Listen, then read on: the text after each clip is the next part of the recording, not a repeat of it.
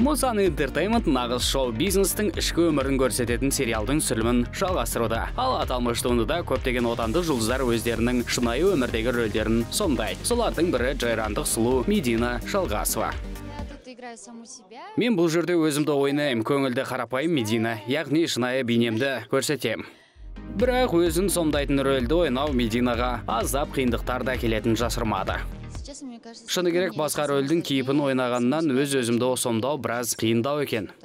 Дегенмен аздаған қиыншылықтар Мединаға түсірілім барысында кедергі келтірмеді.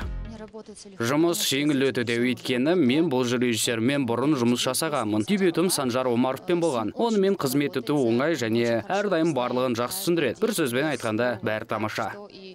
Ал «Заклятие Оракула» круиз атты кинокартиналарға түскен Аяна Құсайынова сериалға кастинг арқылы келген.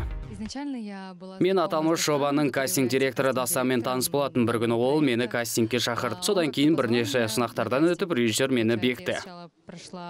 Сериалда Аяна Сабина атты кейіпкерді сомдайды. Өзінің рөлін актриса былай деп сипаттап берді.